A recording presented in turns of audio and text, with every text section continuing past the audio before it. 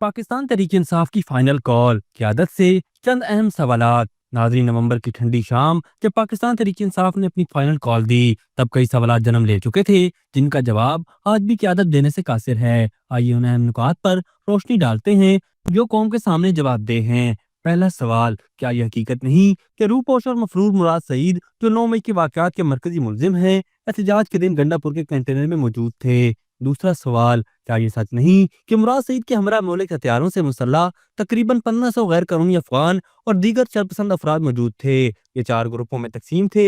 हर group में 300 से 350 अफराद शामिल थे जो बारी बारी हमला कर रहे थे। तीसरा सवाल, क्या ये शरपसंद और गैर कानूनी अफगान मुराद सईद की हिदायत पर अमल नहीं कर रहे थे? और क्या ये ग्रुप कानून नाफिज करने वाले एहलकारों को निशाना नहीं बना रहे थे? चौथा सवाल, क्या यह हकीकत नहीं कि खैबर पख्तूनख्वा के वज़ीर आला गंडापुर अपने साथ 20 से 25 मुसल्लह गार्ड्स लाए थे? उन्होंने डी चौक छोड़ते वक्त बेतहाशा फायरिंग की और उसकी वीडियोस सोशल मीडिया पर डालकर इल्जाम कानून नाफिज करने वाले इदारों पर आयद कर दिया। पांचवा सवाल, क्या पाकिस्तान तहरीक इंसाफ की क़यादत इस हकीकत से इनकार कर सकती है कि उनके सामने गैर कानूनी अफगान और दीगर शरपसंद कानून नाफिज करने वाले एहलकारों पर असलहा, टेयर गैस, हुलैलें और पत्थर बरसा रहे थे? छठा सवाल, क्या यह हकीकत नहीं कि अंधेरा होते ही मुराद सईद और गंडापुर के मुसल्लह गार्ड्स के दरमियान तलख करामी हुई और इसके नतीजे में होने वाली शदीद फायरिंग के बाद पाकिस्तान तहरीक इंसाफ की क़यादत मौके से फरार हो गई? सातवां सवाल, क्या यह भी हकीकत नहीं कि मुराद सईद के ग्रुप और गंडापुर के ग्रुप की तलख करामी के बाद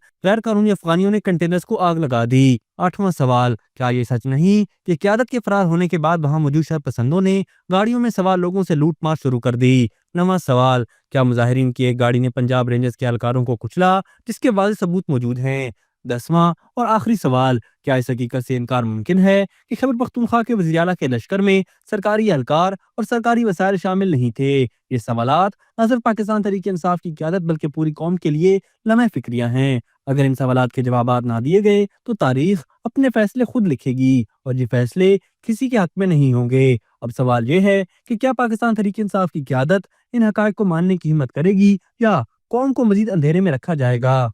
अभी तक के लिए सिर्फ इतना ही। मजीद दिलचस्प और ताज़ा तरीन खबरों से आगाह रहने के लिए हमारे चैनल इस्लामाबाद इंसाइडर को सब्सक्राइब करना मत भूलिए। और अगर हमारी ये वीडियो आपको अच्छी लगी है तो इसे लाइक कर दें और अपनी कीमती राय का इजहार नीचे दिए गए कमेंट सेक्शन में ज़रूर करें।